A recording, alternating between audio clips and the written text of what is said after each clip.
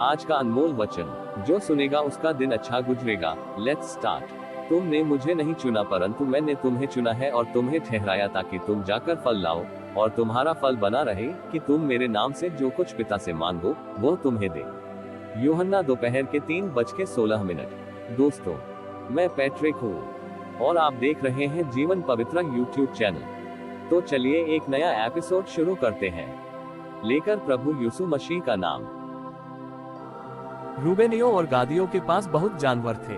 जब उन्होंने याजेर और गिलाद देशों को देखकर विचार किया कि वह ढोरों के योग्य देश है, तब मूसा और एलियाजर याजक और मंडली के प्रधानों के पास जाकर कहने लगे, अतारोत, दीबोन, याजेर, निम्रा, हेशबोन, अलालिक, सबाम, नबो और बोन नगरों का देश, जिस पर यहोवा ने इस्राएल की मंडली को विजय दिलवाई है, वह ढोरों के योग्य है और तेरे दासों के पास ढोर है।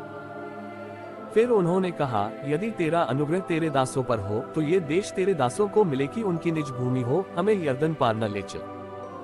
मूसा ने गादियों और रूबेनियों से कहा, जब तुम्हारे भाई युद्ध करने को जाएंगे तब क्या तुम यहाँ बैठे रहोगे? और इस्राएलियों से भी उस पार के देश जाने के विषय जो यहोवा ने उन्हें दिया है तुम क्यों अस्वीकार करवाते हो? जब मैंने तुम्हारे बापदादों को कादेश बने से कनान देश देखने के लिए भेजा तब उन्होंने भी ऐसा ही किया था। अर्थात जब उन्होंने एशिकोल नाम नाले तक पहुंचकर देश को देखा तब इस्राएलियों से उस देश के विषय जो यहोवा ने उन्हें दिया था अस्वीकार करा दिया। इसलिए उस समय यहोवा ने कोप करके ये शपथ खाई कि संदेह जो मनुष्य मिस्र से निकल आए हैं उनमें से जितने 20 वर्ष के व उससे अधिक अवस्था के हैं वे उस देश को देखने न पाएंगे, जिसके देने की शपथ मैंने इब्राहिम, इसहाक और याकूब से खाए है, क्योंकि वे मेरे पीछे पूरी रीति से नहीं हो लिए। परंतु यपुन्ने कंजी का पुत्र कालेब और नून का पुत्र यहोशू, ये दोनों जो मेरे पीछे पूरी रीति से हो लिए हैं, ये तो उसे देखने पाएंगे। सो यहोवा का कोप इस्राएलियों पर भड़का, और जब तक उस पीढ़ी के सब लोगों का अंत न हुआ जिन्होंने यहोवा के प्रति बुरा किया था, तब तक अर्थात 40 वर्ष तक वह जंगल में मारे मारे फिरता रहा।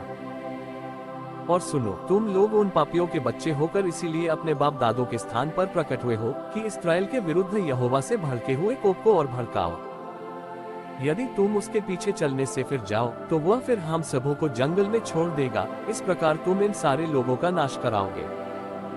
तब उन्होंने मूसा के और निकट आकर कहा, हम अपने ढोरों के लिए यही भेड़शाले बनाएंगे और अपने बाल बच्चों के लिए यही नगर बसाएंगे। परंतु आप इस्राएलियों के आगे आगे हथियार बंद तब तक चलेंगे जब तक उनको उनके स्थान में न पहुंचा दे, परंतु हमारे बाल बच्चे इस देश के निवासियों के डर से गढ़ वाले नगरों में रहेंगे। परंतु जब तक इस्राएली अपने अपने भाग के अधिकारी न हो तब तक हम अपने घरों को न लौटेंगे। हम उनके साथ यरदन पार व कहीं आगे अपना भाग न लेंगे, क्योंकि हमारा भाग यरदन के इसी पार पूरब की ओर मिला है।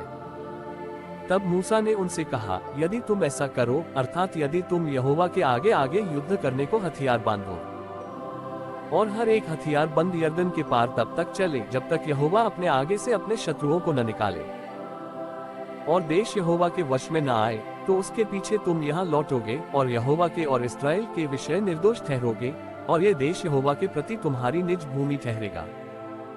और यदि तुम ऐसा न करो तो यहोवा के विरुद्ध पापी ठहरोगे, और जान रखो कि तुमको तुम्हारा पाप लगेगा। तुम अपने बाल बच्चों के लिए नगर बसाओ और अपनी भेड़ बकरियों के लिए भेड़शाले बनाओ, और जो तुम्हारे मुंह से निकला है वही करो। तब गादियों और रूबेनियों ने मूसा से कहा, अपने प्रभु की आज्ञा के अनुसार तेरे दास करेंगे। हमारे बाल बच्चे, स्त्रियां, भेड़ बकरी आदि सब पशु तो यही गिलाद के नगरों में रहेंगे, परंतु अपने प्रभु के कहे के अनुसार तेरे दास सब के सब युद्ध के लिए हथियार बंद यहोवा के आगे आगे लड़ने को पार जाएंगे।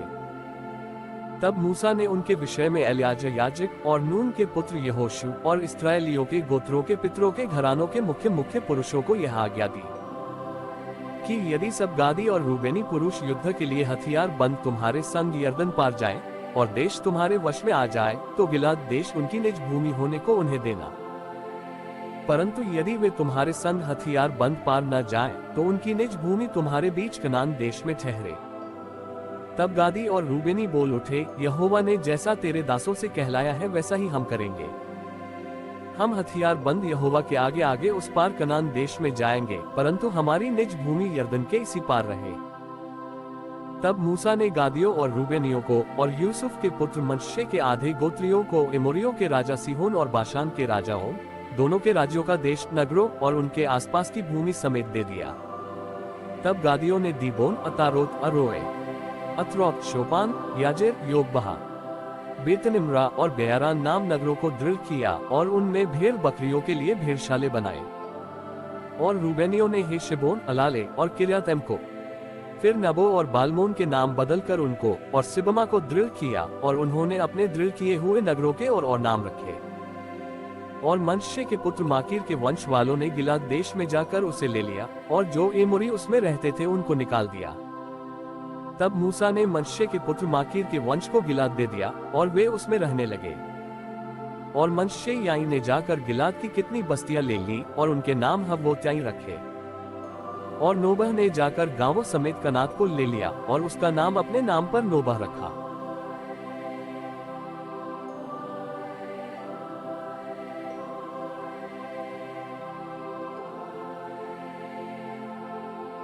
अगर आपको ये अनमोल वचन अच्छा लगा तो आप हमारे YouTube चैनल को लाइक करें, शेयर करें और सब्सक्राइब जरूर करें, ताकि आपके लिए हम रोज ऐसे ही वचन लेकर आते रहेंगे। धन्यवाद। जय यीशु।